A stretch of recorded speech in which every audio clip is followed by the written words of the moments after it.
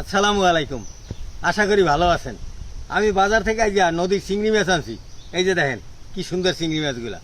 আর এদিকে আমার গাছের নারকেল। আজকে নারকেল আর চিংড়ি মাছ দিয়া পাতুরি করবো, বরগে পাতুরি দিব। বরগে পাতুরি এনে দিয়া তারপরে দুপুরে গরম ভাত দিয়া মজা করে খাও।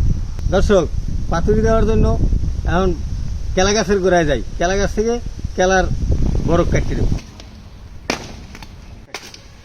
এখন নারকেলটা আগে খাই চলে।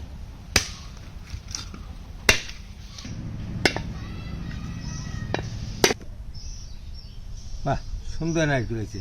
দেখছেন দর্শক, ভিতরে একটা ফোফরা হয়েছে। এটা খুব মজা। বিসমিল্লাহ।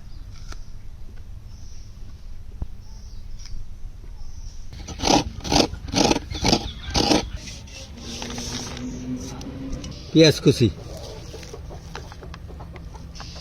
নারিকেল, স্বাদ মতো লবণ, মরিচের গুঁড়া, হলুদের গুঁড়া, সয়াবিন তেল। এবার আমি সবগুলো একাত্রে মাইখে নেব।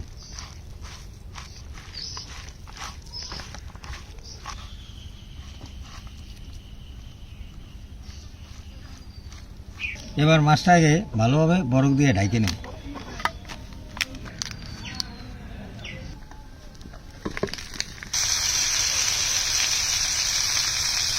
দেখি দেখি অবস্থা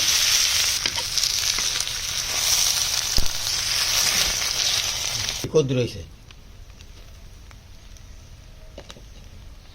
দর্শক, চিংড়ি মাছের পাতুরি হয়ে গেছে। এই যে এই দেখেন, বরফ পুরিয়া একবারে ছাই হয়েছে। এখন আমি উঠে এলাম।